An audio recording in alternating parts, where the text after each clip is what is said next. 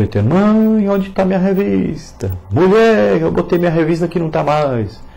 É uma confusão, porque não sabe nem onde botaram a revista, nem onde colocaram, sabe? Imagine ler, nem pegaram. Então o questionário vai estimular esse aluno a ler a revista e responder o questionário.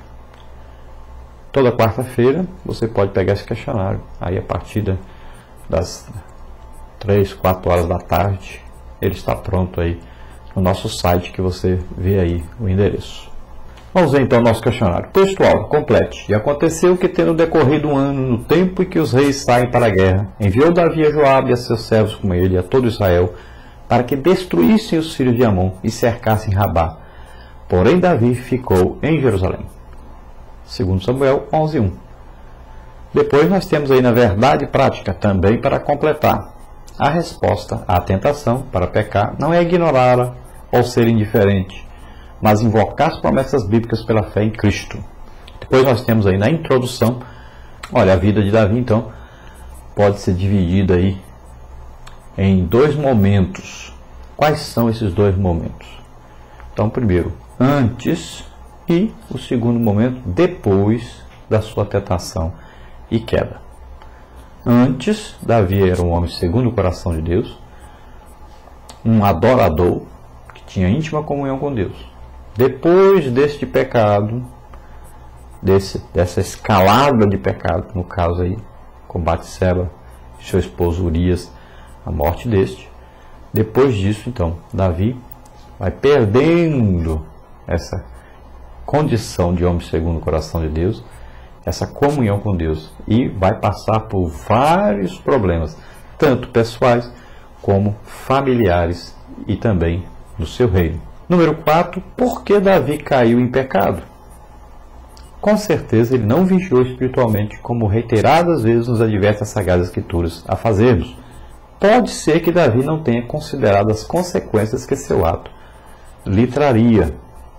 Então nós sabemos que Davi não vigiou, estava desocupado, ocioso e não prestou atenção, pensou que poderia fazer o que quisesse. Como rei, ele se achava tão grande, resolveu ter aquela mulher e pronto, não queria saber se ela era casada, se não era, apenas desejou e disse: eu sou rei, eu posso ter a satisfação de todos os meus desejos. Não pensou na palavra de Deus, não pensou em mais nada. Qual é um dos acontecimentos mais condenáveis e repulsivos já narrados na história bíblica? A pergunta 5. Então, o adultério de Davi com Batseba, o planejamento e a covarde execução de Urias, o esposo de Batseba. Então, o pecado já foi o pecado de adultério, o pecado de prostituição, né? O planejamento covarde da morte do esposo de Batseba, né? E a execução, então, desse homem através dos amonitas. Não foi Davi que matou, mas ele usou o exército inimigo para fazer isso. Então, a sequência de pecados terríveis: adultério, planejamento de assassinato e execução desse assassinato. Número 6. Quais as 2 atitudes de Deus, o Senhor de toda a justiça, para com Davi, no caso desses pecados? Então ele reprovou o ato de Davi. Em sua infinita misericórdia, perdoou-lhe quando este demonstrou arrependimento. Então, primeiro, Deus reprova e aplica sua justiça, seu juízo sobre o pecado. Depois, como há arrependimento, Deus perdoa e restaura Davi. Na parte 1, Davi e a tentação antes do pecado. Dentro da realidade da tentação, complete as frases seguintes. Então, ninguém pode negar que a tentação para praticar o mal, o pecado, é uma realidade bem presente aí em todos nós. Inclusive, um dos nomes do diabo é tentador. Até Jesus foi tentado, então, pelo diabo. Todos somos tentados de alguma forma. Ninguém está imune à tentação. A tentação em si não é pecado, o pecado é ceder-lhe. Todo cristão deve manter-se sempre vigilante nesse sentido, pois a tentação, uma vez consumada, sempre produzirá frutos amargos. Davi estava no auge do seu reinado, quando tragicamente caiu em pecado, vencido pela sua própria paixão desenfreada. Época de triunfo e realização é também momento de vigilância contra o mal. Davi, a essa altura, também já era culpado de quebra do mandamento assinalado em Deuteronômio 17:17.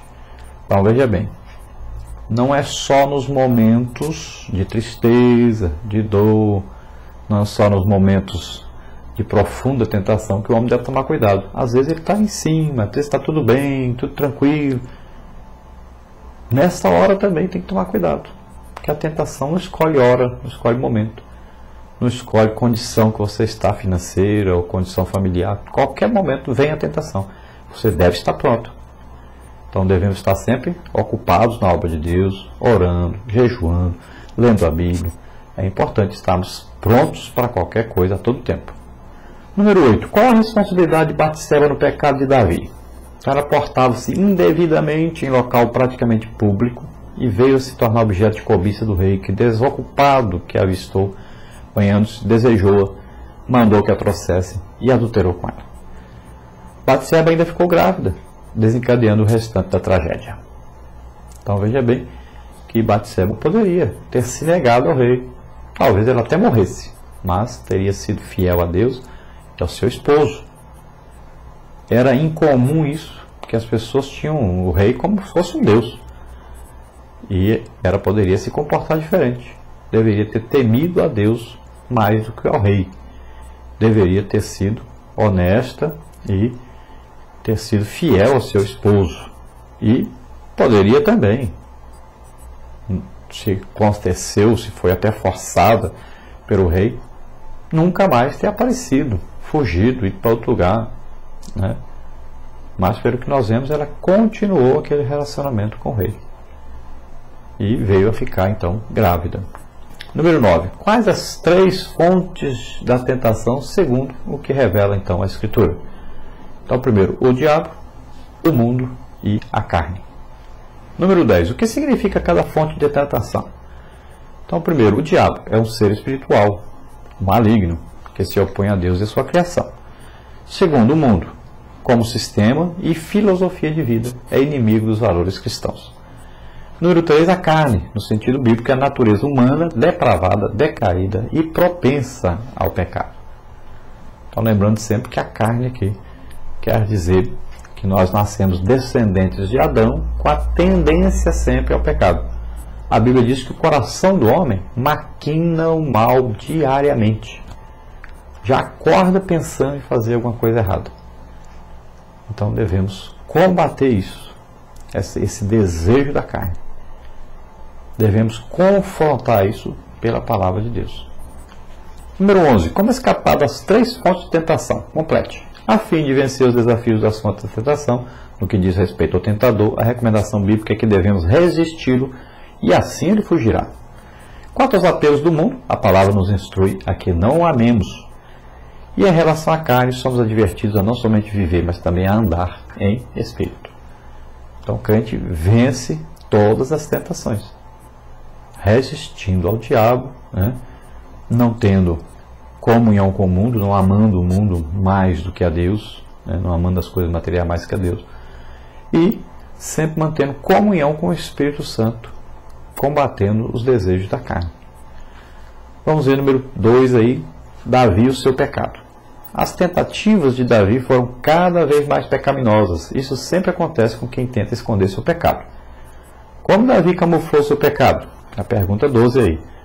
Então Davi ordenou que Urias viesse da guerra para dar notícias dela. Em seguida ofereceu-lhe um presente e deu-lhe licença para ir para sua própria casa. Tudo era mentira, engano e logro. Davi insistiu que Urias permanecesse em casa, em outras palavras, reincidiu do mal. Em quarto e último lugar, Davi enviou uma carta real ao comandante Joabe através de Urias, onde estava contida a sentença de morte do próprio portador dessa carta. Número 13. Como o pecado de Davi foi descoberto e exposto? Complete. Quando Davi achava que, morto o esposo da mulher com quem adulterara, o seu problema estava resolvido, porque ela estava grávida, Deus envia então o profeta Natã para confrontá-lo.